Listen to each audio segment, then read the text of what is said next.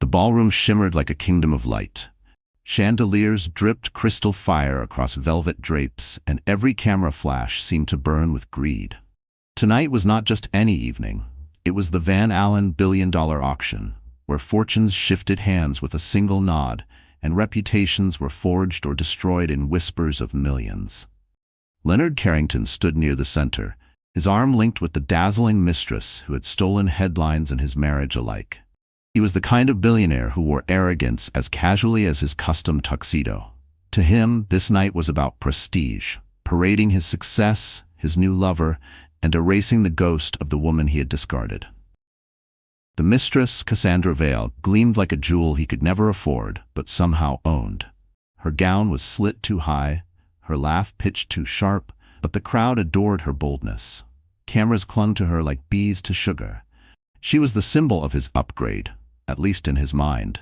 But even as he smiled, Leonard felt a shadow in the room. He couldn't name it.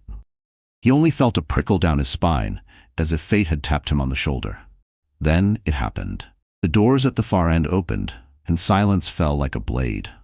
A woman stepped in, dressed in elegance so understated it commanded the room. Her gown was black silk, flowing yet simple, her hair swept back with grace.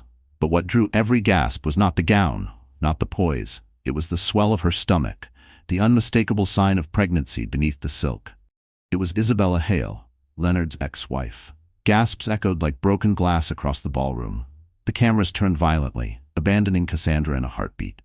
Isabella, once written off as the forgotten wife discarded for a mistress, was suddenly the center of gravity. But the true shock was not her presence, not even her pregnancy. It was the man walking at her side. Tall, reserved, a face the world knew too well. Julian Cross, the billionaire sponsor of the night. The man whose fortune built this very auction. Known for his icy control and ruthless dominance in finance, Julian rarely appeared in public. Yet tonight, he was not only present, he was standing protectively beside Isabella, his hand at the small of her back, as if she belonged there. The crowd erupted in whispers. That's her? The ex-wife? Pregnant? My God, with whose child? Julian Cross? He never escorts anyone. Leonard froze, his jaw tightened, his grip on Cassandra's hand faltered. Cassandra felt it instantly and hissed through her smile. What is she doing here? But Leonard couldn't answer. His ex-wife, the woman he had humiliated, replaced, and discarded, had returned like a storm dressed in silk, and she was no longer alone. She wasn't here to beg. She wasn't here to cry. She was here to be seen. The auctioneer's voice wavered before regaining composure. Ladies and gentlemen, let us welcome our esteemed host, Mr. Julian Cross, accompanied tonight by Miss Isabella Hale.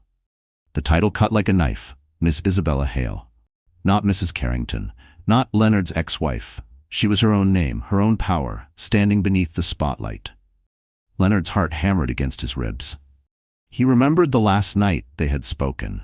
The papers signed in silence, the accusations, the slammed doors, Isabella leaving with nothing but dignity. He had thought she was gone forever, buried in the past. But now she stood radiant, pregnant, beside the one man Leonard could never outshine.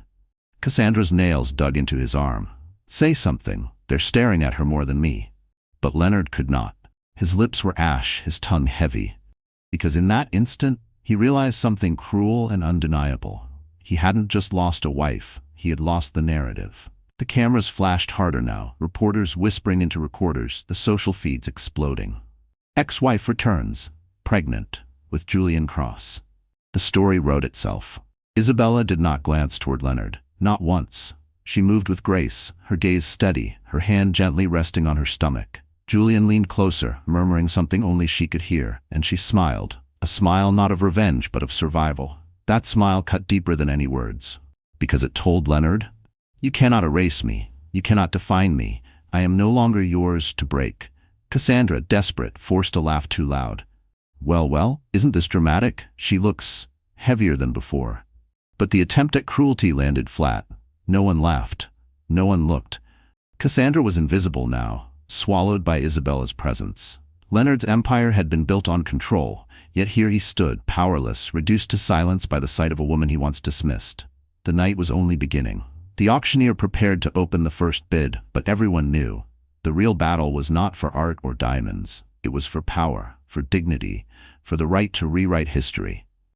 and Isabella Hale had just placed her opening bid. The ballroom had not settled since Isabella entered. The first painting, a Monet, sat untouched on its velvet easel, waiting for bids that never came. Everyone's attention remained fixed on the triangle now glowing in the spotlight. Leonard, Cassandra, and Isabella with Julian Cross at her side. The auctioneer cleared his throat, his gavel trembling ever so slightly. "Shall we begin, ladies and gentlemen? The opening bid?" But his words drowned beneath the rising tide of whispers. "She looks radiant, even pregnant. Julian never escorts anyone, and now this? Leonard must be burning alive right now." Phones lit up. Social feeds exploded with hashtags: pregnant ex-wife, Julian and Isabella, frozen mistress. What was meant to be an elite, private affair had already spilled onto the public stage. At the center table, Cassandra Val leaned forward, her smile frozen but her eyes venomous. She tilted her champagne glass just enough for the light to catch, whispering loud enough for surrounding ears. "Well, I suppose some women can't let go of the spotlight, even if they have to waddle in with a baby bump." Gasps and uncomfortable coughs followed. The cruelty was deliberate, a knife aimed to shred Isabella's dignity. Leonard forced a chuckle, but it sounded hollow, desperate. He squeezed Cassandra's hand in warning, but she only tightened her grip, nails digging into his skin. She needed to win back the attention, and humiliation was her weapon of choice. Isabella did not flinch. She did not even glance at Cassandra. Instead, she leaned slightly toward Julian. He murmured something, and she laughed softly, just once. A sound so natural, so unbothered, it drowned Cassandra's petty jab like rain on embers. The room shifted with that laugh. The crowd wasn't laughing at Isabella. They were laughing with her. The mistress's cruelty had missed its mark. Cassandra's smile twitched. For the first time she felt invisible. Leonard adjusted his cufflinks, his pride unraveling thread by thread. He remembered the last time Isabella had laughed like that. In their kitchen, years ago, before the Empire, before Cassandra. Back when her laughter was his world, now it belonged to someone else. He turned sharply, whispering to Cassandra, "Stop. You're making it worse." She snapped back, still smiling through clenched teeth. "She's stealing everything. You think I'll sit here like some accessory?" But Leonard knew the truth. It wasn't Isabella stealing anything. It was Julian giving her what Cassandra never could: presence, legitimacy, power.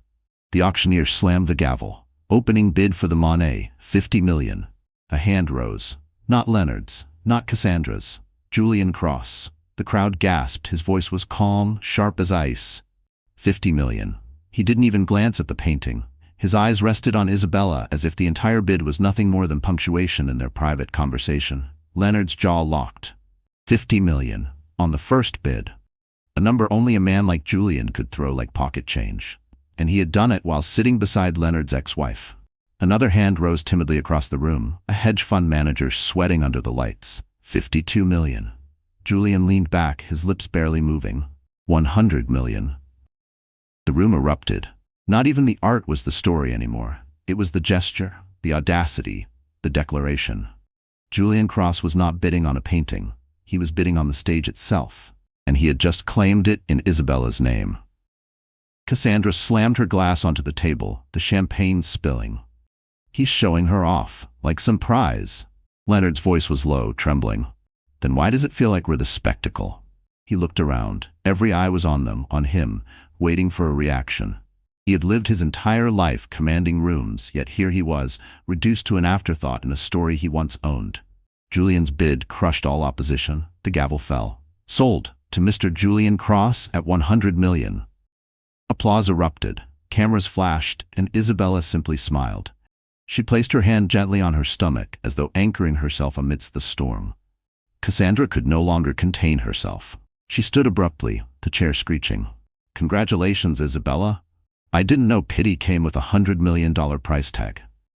The ballroom froze. Gasps sliced the air. Every camera swiveled. Leonard's blood drained from his face. He reached to pull Cassandra down, but it was too late. Isabella finally looked at them. Her eyes did not burn with rage. They carried no venom, no malice. They were calm, steady, unbearably dignified. Her lips parted.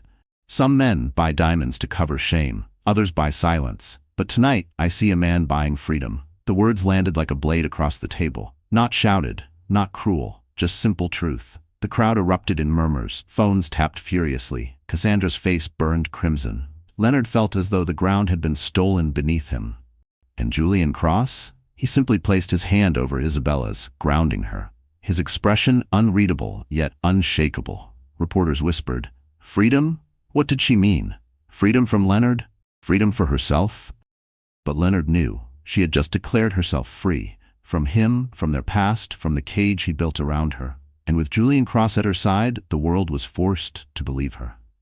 The ballroom had begun to breathe again, though not with ease. After Julian's $100 million strike, the air felt charged, unstable, like the moment before a storm. The chandeliers above no longer glittered with grace. They trembled, reflecting the tension that hung from every gaze. Cassandra Vale sat rigid beside Leonard, her jaw clenched so tightly it looked carved from glass.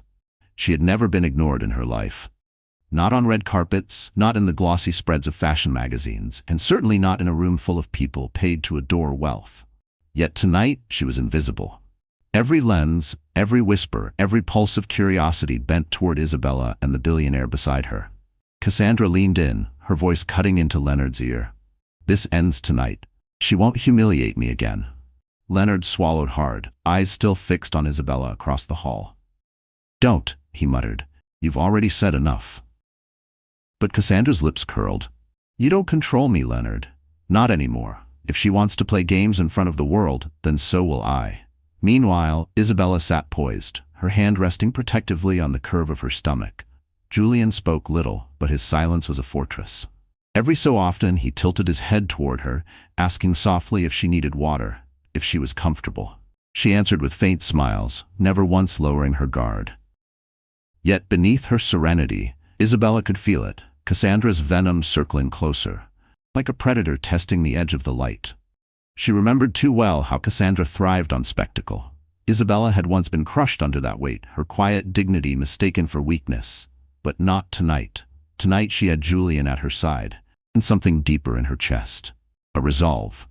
Still she braced herself. Cassandra would not go down quietly. The next item was unveiled. A necklace. Shimmering with emeralds, so vivid they seemed to glow from within. The crowd murmured in awe, but Cassandra's eyes narrowed, a spark of recognition flaring. She leaned back, whispering loudly enough for a circle of guests to hear. "Would you look at that? The Carrington wedding gift. Leonard bought it for his wife years ago." Heads turned.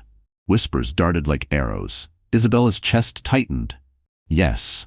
She remembered that necklace, how Leonard had draped it over her neck in front of guests, smiling for cameras, only to later remind her it wasn't really hers. Nothing ever was, he'd said. It was all part of his empire, even her. Cassandra wasn't done. She raised her voice, feigning a laugh. "I suppose some jewels never lose their value, even if the woman wearing them does." The words sliced clean through the ballroom. A murmur spread, half shocked, half thrilled by the cruelty.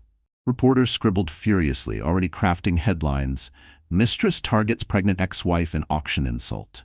Leonard's face drained of color. He tugged Cassandra's arm. "Enough," he hissed. "You're dragging me down with you." But Cassandra shook him off, her eyes glittering with malice. She wanted blood, and Isabella's was the only kind that mattered. Julian's gaze shifted to Isabella. Calm, steady, waiting. Isabella inhaled, willing her heartbeat to slow. For years, she had let Cassandra's barbs pierce her. For years, she had retreated, swallowed tears in silence. But tonight, she refused to give the mistress that victory. She rose to her feet. The room hushed instantly. Even the auctioneer froze mid-sentence. Cameras zoomed in. Isabella's voice was soft but carried like glass breaking. "That necklace, yes, it was given to me, not as love, not as honor, but as a chain." Cassandra's smirk faltered. Isabella continued, her eyes never leaving Leonard. "It was meant to remind me I belonged to him, that everything, even me, was property. And the day I left that necklace behind because I was never meant to be owned." The room erupted in whispers, shock twisting through the crowd. Cassandra tried to laugh, but it cracked. "Oh, how noble. You walk away and suddenly you're a saint?" Julian rose then, towering, his presence commanding silence without a word. He turned to the auctioneer. 150 million for the necklace." A gasp tore through the room. Julian's eyes remained fixed on Isabella, his voice steady. so it can never be used as a chain again. The gavel struck. Sold to Mr. Julian Cross. Julian stepped forward, accepted the velvet case, and placed it in Isabella's hands. The crowd held its breath. For a moment, Isabella stared at the necklace, the weight of years, of pain, of silent nights pressed into a single glimmering chain. Her fingers trembled. Then she lifted her gaze, fire igniting behind her eyes. With a single, deliberate motion, she hurled the necklace to the floor. The emeralds shattered across the marble like falling stars. The room gasped, then roared with applause. Cameras flashed so violently it felt like daylight. Cassandra's scream cut above the noise. "You ungrateful witch, do you know what you've just thrown away?" Isabella turned to her, calm, unshaken. "Yes, a prison." And she walked back to her seat, Julian steady at her side. Leonard sat frozen, his hands gripping the table so hard his knuckles bled white. He felt his empire unraveling in real time. The mistress he flaunted had just been reduced to a clown, and the ex-wife he discarded had transformed into a storm the world now adored. He leaned close to Cassandra, voice like gravel. "You've destroyed us." But Cassandra's fury drowned him out. She pointed at Isabella, shouting across the room. "This isn't over. You think you've won? You're nothing without him." Every camera caught the outburst. Every headline sharpened its blade. Isabella did not answer. She didn't need to. Because tonight, silence itself had become her sword. By the next morning, the billion-dollar auction was no longer about art. Headlines screamed across every newsfeed. Pregnant ex-wife shatters emerald necklace. Billionaire Julian Cross at her side. Cassandra Vale's meltdown overshadowed by Isabella's calm grace. Who was the father of Isabella Hale's child? The world had a new obsession, and her name was Isabella. Inside her penthouse suite, Isabella sat by the window, the city glittering like shards of glass below. She pressed her palm against her stomach, feeling the quiet flutter that reminded her she was not alone. Julian stood nearby, reading the morning papers. His expression betrayed nothing, but when he lowered the pages, his eyes softened as they met hers. "They're digging, Isabella," he said quietly. "Every outlet wants the truth about you." Isabella nodded. She had expected this. Public sympathy was a double-edged sword. It drew admiration, but it also invited vultures. "What are they saying?" she asked. Julian hesitated. "They've unearthed photographs from years ago." He handed her a tablet. Isabella's breath caught as she scrolled. There she was, 5 years younger, standing outside a charity gala, and just a few feet away, caught in the same frame, Julian Cross. Another photo, Isabella leaving a hospital late at night. In the corner, blurred but unmistakable, Julian's car idling at the curb. And another, Isabella sitting at a cafe, her face pale yet weary. Behind her, Julian at another table, his gaze hidden by a newspaper. The headlines wrote themselves. Julian Cross and Isabella Hale, a secret history? Were they connected before the divorce? Is Julian the father? Isabella closed her eyes, the weight of the past pressing down. She remembered those nights. The gala where Leonard had abandoned her to flirt with investors, the hospital visit after one of his cruel fights, the cafe where she had sat alone, unsure how to go home. She had thought no one noticed. But Julian had been there, always just out of reach, always silent, but watching. "Why?" she whispered, her voice breaking. "Why were you there?" Julian's jaw tightened. He turned toward the window, as though the skyline could shield his truth. "Because I saw you breaking," he said finally. "And I couldn't look away." Across the city, Leonard sat in his office, the blinds drawn tight. Cassandra paced the room like a caged animal, at her heels striking the marble. "They're painting her as a saint," Cassandra spat. "The poor pregnant ex-wife, rescued by the mighty Julian Cross. It's pathetic." Leonard slammed his fist against the desk. "It's dangerous." He shoved a newspaper toward her. The headline screamed, "Carrington Empire faces investor doubts amid Isabella drama." "The board is calling emergency meetings," Leonard growled. "Stock is dipping. They think I've become a liability." Cassandra froze. "Because of her?" "Because of him," Leonard corrected, his eyes dark. "Julian Cross is using her. He's turning her into a weapon against me." Cassandra laughed bitterly. "And the world's eating it up." She sank into a chair, glaring at the headlines. "So what now? Do we sit back while she destroys you?" Leonard's eyes hardened. "No. We fight back. If they want a scandal, we'll give them one." He leaned forward, his voice dropping to a hiss. We leak the truth about her pregnancy. We tell them it's not mine. Back at the penthouse, Isabella paced the floor. They'll twist everything, Julian. They'll say the baby is yours, or worse, that I betrayed Leonard before the divorce. Julian's expression remained calm, but his hand clenched into a fist at his side. Let them say what they will. Truth doesn't scare me. Isabella stopped, turning to him, her voice trembling. But it scares me, because no matter how strong I try to be, I'm still the one they'll tear apart. A woman, a mother. Her voice cracked, and for the first time, her composure fractured. She sank onto the couch, covering her face. Julian moved to her side, lowering himself until he was level with her. He didn't touch her, not yet. He simply waited until she lowered her hands, tears streaking her cheeks. You don't have to fight alone anymore, he said softly. I've been silent too long. If the world wants answers, then they'll get mine. That evening, the whispers turned to roars. A leaked article spread across social media, claiming sources close to Leonard Carrington had confirmed Isabella's child was not his. The piece went further. The timing of her pregnancy raises questions. Was Isabella already involved with Julian Cross before her divorce? Leonard's fingerprints were all over it. Reporters flooded the streets outside Isabella's building.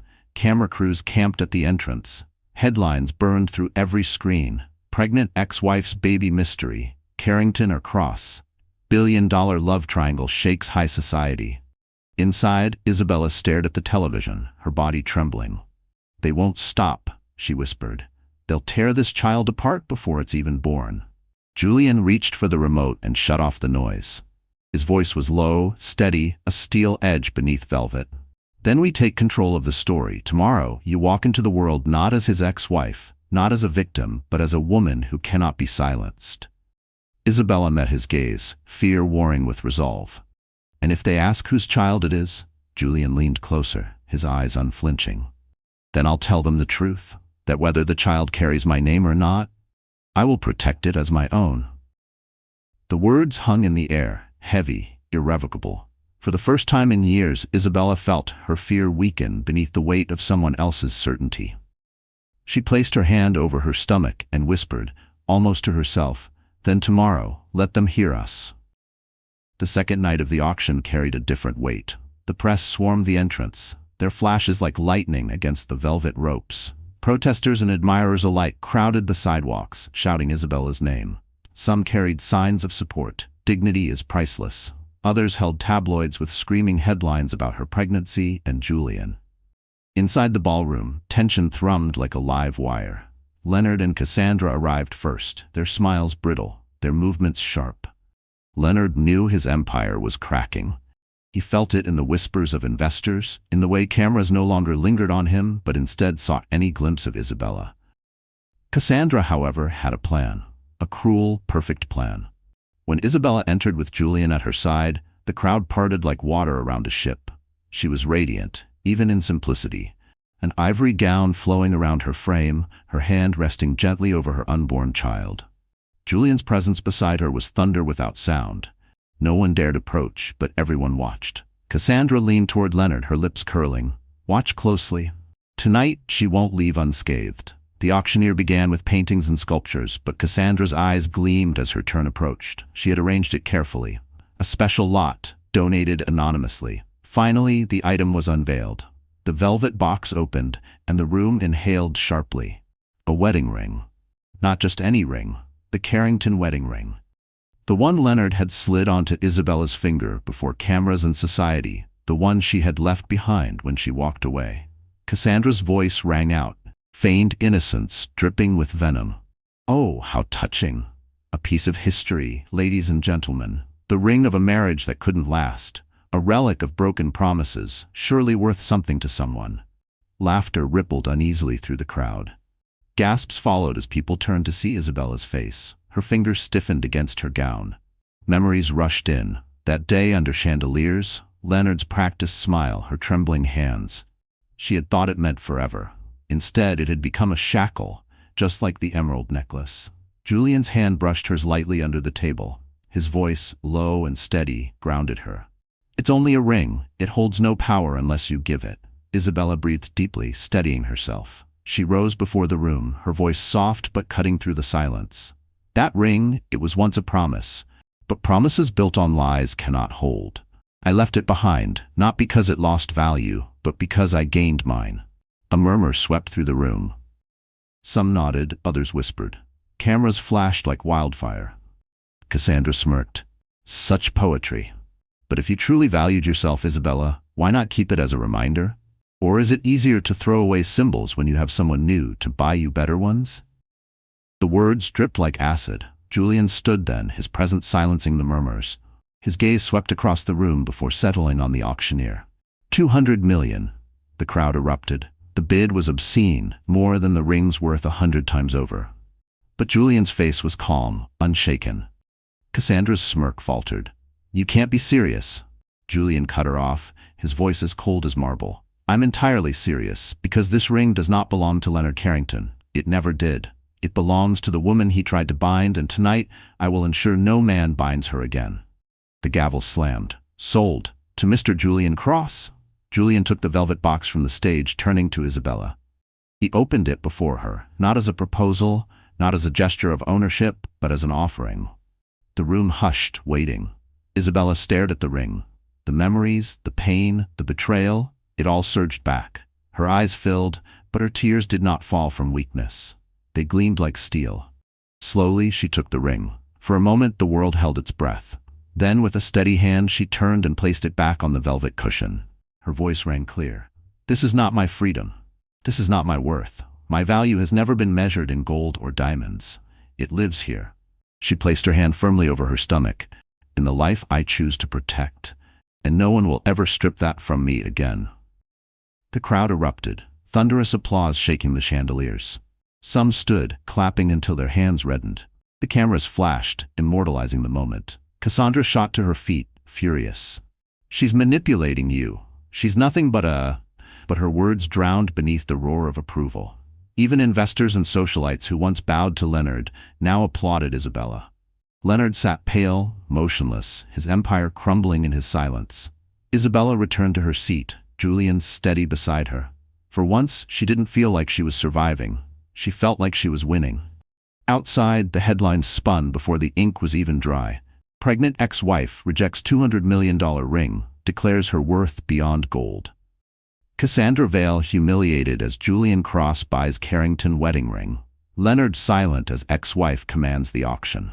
The tide had turned and the world had chosen its heroine. The fallout was immediate. By dawn, the world had declared Isabella Hale not just a woman, not just an ex-wife, but a symbol. Pregnant ex-wife rejects ring, redefines freedom. Julian Cross spends millions to protect, not possess. Leonard Carrington silent amid scandal. News anchors dissected her words. Editorials praised her courage. Social media crowned her a modern heroine, a woman who had walked away from diamonds and dared to say her worth was not for sale. But for Leonard Carrington, it was ruin. In the glass tower of Carrington Holdings, the boardroom was colder than stone. Leonard sat at the head, his tie loosened, his eyes shadowed. Around him, the directors whispered with disdain masked as politeness. Your personal life, one began carefully, has become a liability. The press is framing Isabella as a saint, and you, another added, as a villain.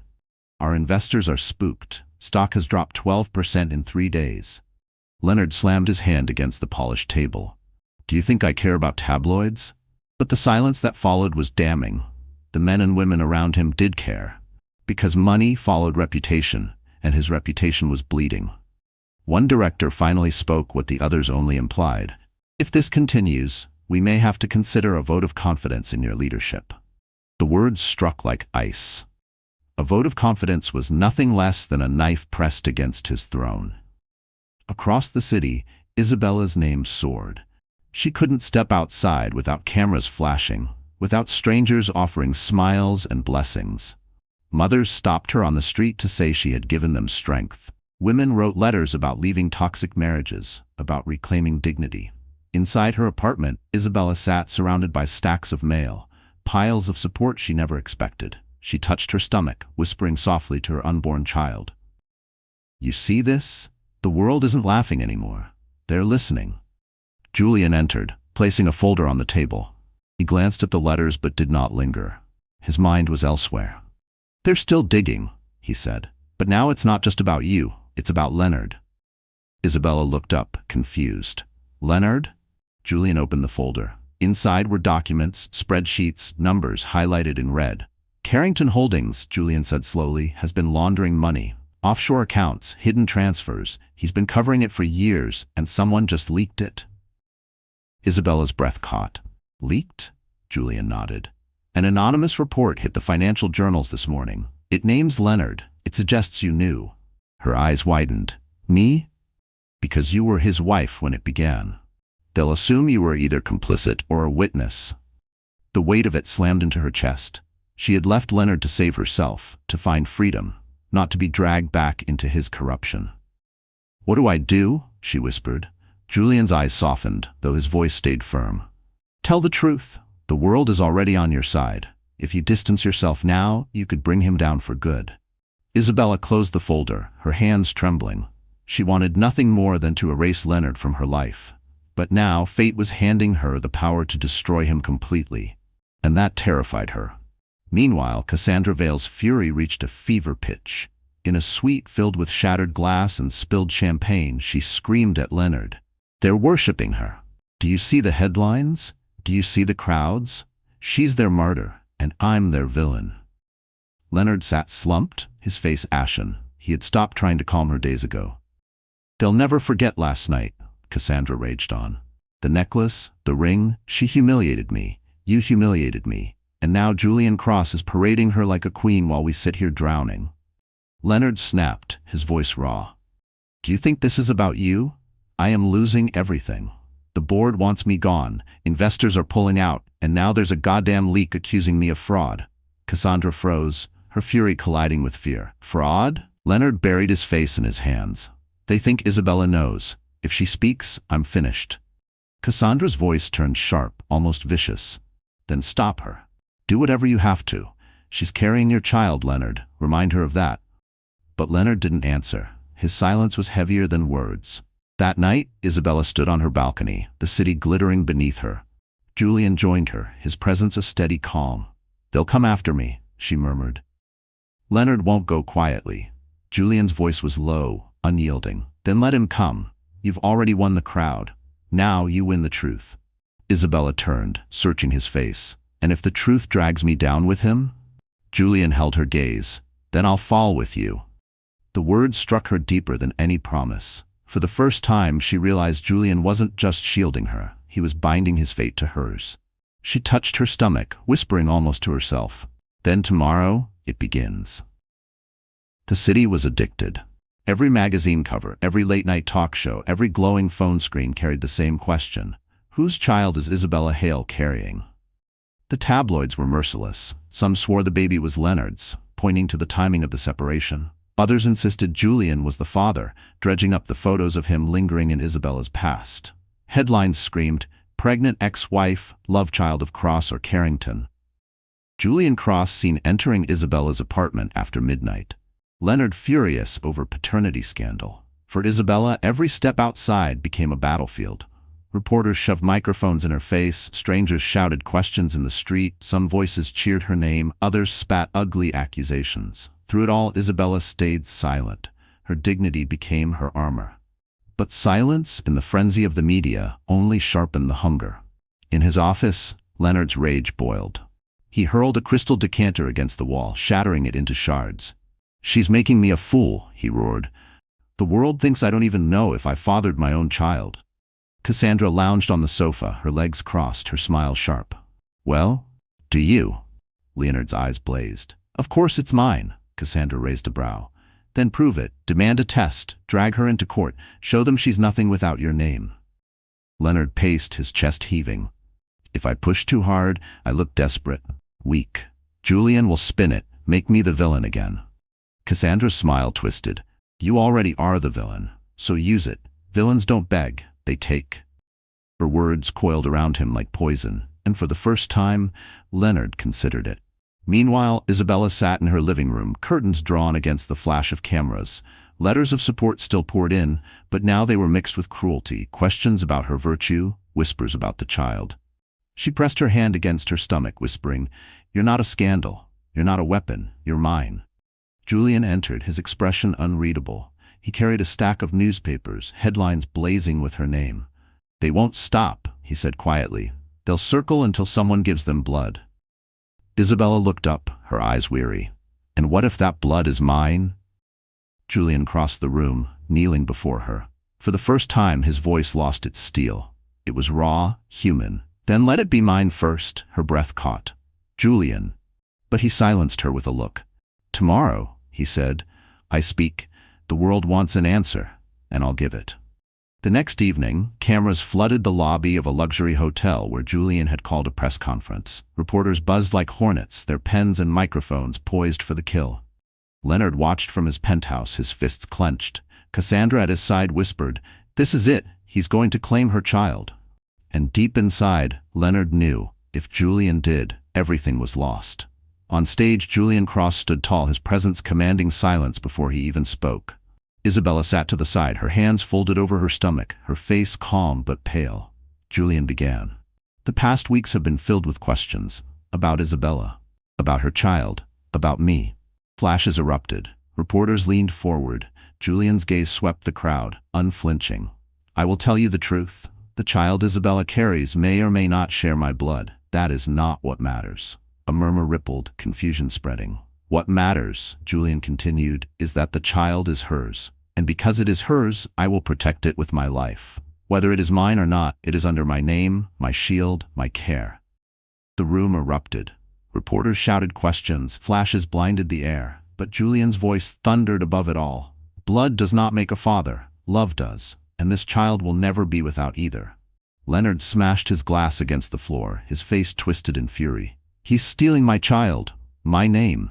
Cassandra leaned close, her whisper venomous. "Then take it back. Sue her, demand custody, drag her into the dirt until she begs." Leonard's chest heaved. His empire was collapsing, his reputation shredded, and now even his child, his legacy, was slipping from his grasp.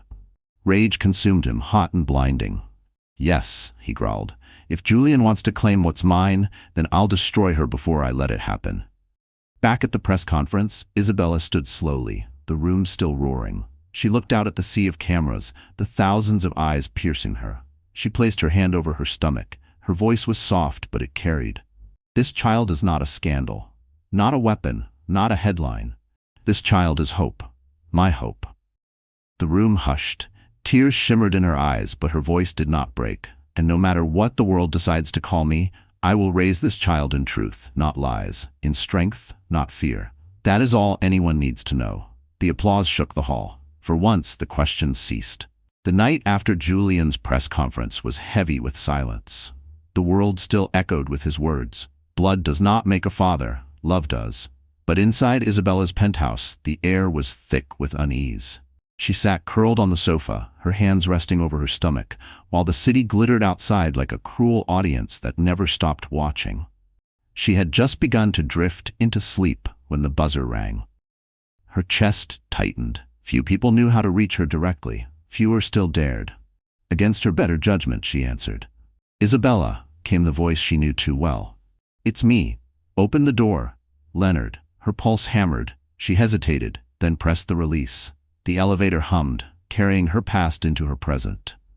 When the door opened, Leonard stood there, disheveled in a way she had never seen. His suit wrinkled, his tie askew, his eyes bloodshot. For a moment, he simply stared at her belly. "It's mine," he whispered, as though trying to convince himself. "It has to be." Isabella straightened her shoulders. "That's not why you're here." He stepped inside, his movements jerky, desperate. "I need to talk to you. Alone. No cameras. No Julian." "Say what you came to say," Isabella replied, her voice calm but taut. Leonard's hands shook as he raked them through his hair. "They're tearing me apart. The board, the investors, they all think I've lost control. And now this." He gestured toward her stomach. "They think even my child isn't mine." Isabella's lips tightened. "You did that? Not me." His face twisted. "I loved you, I gave you everything, and you throw it all away? For him?" Her laugh was hollow. "You gave me chains and called it love. You gave me silence and called it everything." Leonard flinched, but his eyes burned hotter. He stepped closer, his voice dropping. "Don't forget, Isabella, you're still carrying my blood. And if you think you can erase me from this child's life, you're wrong. I'll take custody. I'll drag you through court until you break." Her hand instinctively shielded her stomach. For a moment, fear cut through her composure. "Don't," she whispered. Leonard leaned in, his voice a hiss. "Then say it's mine. Tell the world it's mine and I'll protect you. Deny me and I'll destroy you." The words hung like a knife. For a moment, Isabella saw not the man she once married, but the monster she had survived, the nights of slammed doors, the cutting silences, the loneliness. Her strength faltered, and tears blurred her vision. But before Leonard could press further, a voice thundered from the doorway. "That's enough!" Both turned. Julian stood there, tall, unyielding, his eyes blazing. Leonard straightened, his mask snapping back into place. "Of course, the savior arrives, always in the right place, isn't he?" Julian strode inside, his presence filling the room. "You don't belong here." Leonard sneered. "And you do? Tell me, Julian, how long have you been waiting to steal my wife? How many nights did you watch, circling like a vulture?" Julian's jaw tightened. "I didn't steal her. You threw her away." The words landed like a blow. Isabella stood frozen, torn between the two men, her past and her present colliding like storms. Leonard turned on her, his voice breaking. "Isabella, don't you see? He's using you. He wants your story, your tragedy, your child, to polish his name. But me, I was there first. I was your husband." Her tears finally fell, but her voice was steady. "And what did that mean, Leonard? Being my husband while leaving me alone night after night? Being my husband while parading her in front of the world?" Leonard's face crumbled, desperation leaking through his fury. "I made mistakes, but you were mine. You'll always be mine." Julian stepped between them, his voice low, lethal. "She doesn't belong to anyone." The silence that followed was suffocating. Leonard's chest heaved, his fists trembling. He looked between them, the woman he had lost, the man who had replaced him, and something in his eyes snapped. "You'll regret this," he hissed. "Both of you." He stormed out, the door slamming behind him like a final verdict. The room fell quiet again, but Isabella's body shook. She sank into the sofa, burying her face in her hands. Julian knelt before her, his voice softer now. "You're safe. He can't touch you." But Isabella shook her head. "You don't know him. He'll do anything. He'll drag me through the mud until there's nothing left." Julian took her trembling hands in his. For the first time, he let the mask of control slip. His eyes were raw, vulnerable. "Then let him try. Because I've watched you stand alone long enough. Not anymore. If he comes for you, he comes through me." Her breath hitched. For years, she had stood in silence, bracing storms alone. Now, for the first time, she felt a shield that wasn't her own. She whispered, broken but fierce, "Then I'm not afraid." Julian pressed her hands to his lips, his eyes never leaving hers. Not anymore. The storm finally broke. By Monday morning, every financial network carried the same story: Carrington Empire under investigation for fraud. Anonymous leaks expose offshore accounts, hidden transfers. Board members distanced themselves from Leonard Carrington. For years, Leonard had hidden his crimes behind smoke and mirrors, dazzling the world with glittering parties and billion-dollar deals. But the leaks had torn the curtain wide open. Investors fled. Stock plummeted. Banks froze accounts. And suddenly, the man who once ruled boardrooms with an iron smile was nothing more than prey. In his penthouse, Leonard raged like a trapped beast. Papers lay scattered, glasses shattered, his empire reduced to headlines mocking his name. Cassandra stood near the window, her phone glowing in her manicured hand. She had been silent for hours, watching him unravel. Finally, she spoke. "You're finished, Leonard." He whirled on her, his eyes bloodshot. "Don't you dare." But she only smirked. "The investors are calling me. They want me on the inside. They don't trust you anymore, but they'll listen to me." "You?" he spat. "You're nothing without me." Her laughter was sharp, cruel. "Funny. That's exactly what they used to say about Isabella. And look where she is now." Leonard's chest heaved. "You'd betray me?" Cassandra's gaze hardened. "You betrayed yourself, and I don't plan on sinking with you." She slipped her phone into her purse, her heels clicking against the marble as she walked out. The door shut, and Leonard was alone. Truly alone. The next day, Leonard's humiliation deepened. Photographs of Cassandra surfaced, smiling on the arm of another investor, already whispering deals into his ear. The caption beneath screamed, "Cassandra Vale abandons Carrington amid scandal." Leonard's phone buzzed endlessly with reporters, creditors, lawyers, but he ignored them all. His eyes burned with one thought, one obsession. Isabella. The world had crowned her a heroine. Julian had claimed her child as his own. And now Leonard was being erased. Not just from business, not just from society, but from blood. No, he would not allow it. That evening he stormed into his lawyer's office. The man looked pale, already exhausted from the tidal wave of scandal. "I want custody," Leonard said. His voice was flat, deadly. "File the papers. Now." The lawyer hesitated. "Leonard, with the fraud allegations." "I don't care about allegations. That child is mine, and she—" His jaw tightened. "She will not raise it under his name." The lawyer swallowed hard. "If you go down this road, it will be public. Brutal. Every detail of your marriage, your scandals, your mistress, it will all come out." Leonard leaned across the desk, his eyes wild. "Then let it. I would rather burn the world than let Julian Cross steal my child." News of the lawsuit hit like wildfire. Leonard Carrington files for custody of ex-wife's child. Pregnant ex-wife faces legal battle as fraud scandal mounts. Julian Cross vows to defend Isabella against all attacks. Outside Isabella's apartment, the swarm of cameras doubled. Shouted questions filled the air. "Isabella, will you fight for custody? Is Julian really the father? Will you testify against Leonard?" Inside, Isabella sat trembling, her hands clutching her stomach. The thought of a courtroom, of her child's future being debated under fluorescent lights, sickened her. Julian sat across from her, his jaw set. He's desperate. He knows he's finished. This is his last weapon. Isabella's voice cracked. "And what if it works? What if they take my baby?" Julian leaned forward, his eyes blazing. "Listen to me. He will not win. Not with the truth on our side. Not while I'm standing." Her tears spilled over, but his certainty steadied her. Still the fear gnawed at her. Fear not for herself, but for the fragile life inside her. Meanwhile, Leonard gave his first interview since the scandal broke. He sat before the cameras, his once pristine image now frayed but defiant. "My ex-wife is being manipulated," he declared. "Julian Cross has used her pain to attack me, but the child she carries, make no mistake, that child is mine, and I will not be erased from its life." The anchor pressed. "What about the fraud allegations?" Leonard's jaw tightened. "Lies, fabricated by enemies. This isn't about money. It's about family. It's about a father's right." But even as he spoke, his eyes betrayed him, haunted, desperate, unraveling. Back in her apartment, Isabella watched the interview, her stomach twisting. For years, Leonard had silenced her. For years, he had defined the narrative, but not anymore. She turned to Julian, her voice steady despite the storm. "Then we fight." Julian's hand closed around hers, firm, unyielding. "Then we fight." The stage was set, not just for a battle of wealth and power, but for the soul of a child not yet born. And in that fight, no one would emerge unscarred. The courthouse was a theater of war. Crowds pressed against the barricades outside, reporters jostling for angles, cameras flashing like lightning across a storm. Inside, marble pillars loomed over polished benches, the air thick with tension. This was not just a custody hearing. It was the climax of a saga that had gripped the world. At the front, Leonard Carrington sat rigid, his suit immaculate, his face carved into pride.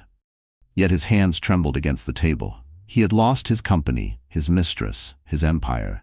This was all that remained, the child, his last claim to relevance. Beside him, his lawyers shuffled papers, their eyes sharp with desperation. Across the aisle, Isabella sat with Julian beside her. She wore no jewels, no armor but her dignity. Her hand rested on her stomach, her presence calm but resolute. Julian's gaze never left her, his quiet strength wrapping around her like a shield. The judge entered. The gavel struck. Case of Leonard Carrington versus Isabella Hale regarding custody. The room held its breath. Leonard's lawyer rose first, his voice smooth but biting. "Your Honor, my client only seeks what is rightfully his, the chance to raise his child." "Mrs. Hale." "Miss Hale," Isabella corrected, her voice clear. The lawyer faltered. "Miss Hale is a woman entangled with another man, a billionaire whose motives are questionable at best. We intend to prove that Mr. Carrington is the rightful father and that this child deserves to bear his name, not be used as a pawn in Mr. Cross's games." Whispers rippled through the courtroom. Leonard lifted his chin, smug. But then Cassandra Vale was called to the stand. She entered in a crimson dress, every eye turning. Leonard's face hardened. He hadn't expected her appearance. Miss Vale, the opposing lawyer, asked, "You were closely involved with Mr. Carrington during his marriage?" Cassandra's smile was venomous. Closely enough. What was his relationship with his wife? Her gaze flicked to Isabella, then back to Leonard. Neglectful, controlling. He paraded me while she sat at home. He humiliated her in public, dismissed her in private. The truth? Leonard never wanted a wife. He wanted an accessory. Leonard slammed his fist against the table. Lies, but Cassandra only smiled sweetly. Not lies, Leonard. Memories. Gasps rippled. Reporters scribbled furiously. The lawyer continued. "And do you believe Mr. Carrington is fit to raise a child?" Cassandra's voice was silk wrapped around steel. Fit? He couldn't even protect his company. He destroyed everything he touched, including me, and he'll destroy that child too. Leonard's mask cracked.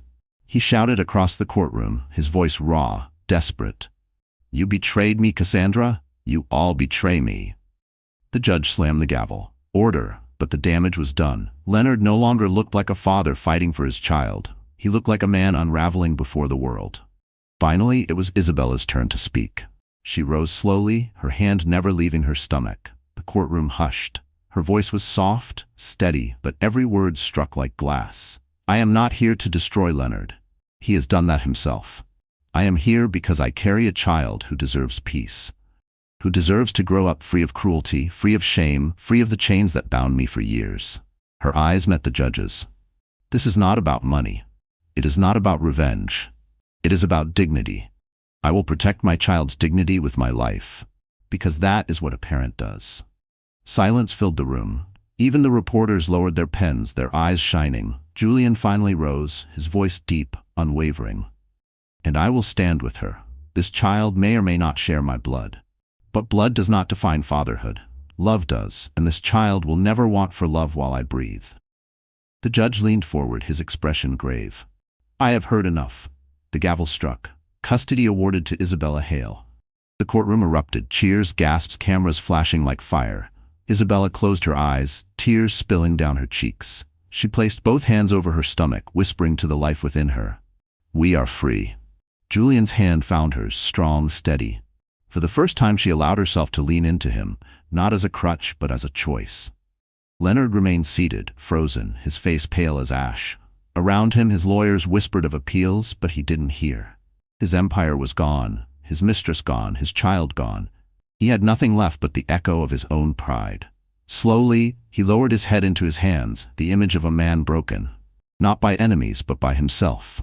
Outside, the crowd roared as Isabella emerged, Julian at her side. Reporters shouted questions, but she answered none. Instead, she lifted her head to the flashing lights, her hand resting protectively on her stomach. For the first time in years, she wasn't running, she wasn't hiding, she was walking into freedom. The story did not end with diamonds or declarations, but with a quiet truth. Dignity cannot be bought, sold, or stolen. Leonard Carrington had lost everything because he believed people were possessions. Isabella Hale had won, not by revenge but by refusing to be owned. And as she stepped into the future, hand in hand with Julian, her unborn child safe within her, the world understood. Some victories are not shouted, they are lived. So that's how the story ends, my friends. If you're still here with me right now, maybe something in Isabella's journey touched you. Maybe it reminded you of a time you had to stand up for your own dignity, or maybe it whispered a truth you've always needed to hear. Your worth is not defined by what you've lost, but by what you choose to protect. Like the Stoics once said, you have power over your mind, not outside events. Realize this, and you will find strength. Isabella's freedom wasn't about winning in court, or even about defeating Leonard. It was about choosing herself, her child, and her future. And now, I want to leave you with this. If this story moved you, share it with someone who needs that reminder. Don't forget to like, subscribe, and stay with us for more stories behind closed doors. Because sometimes freedom isn't loud. It's simply the courage to walk away.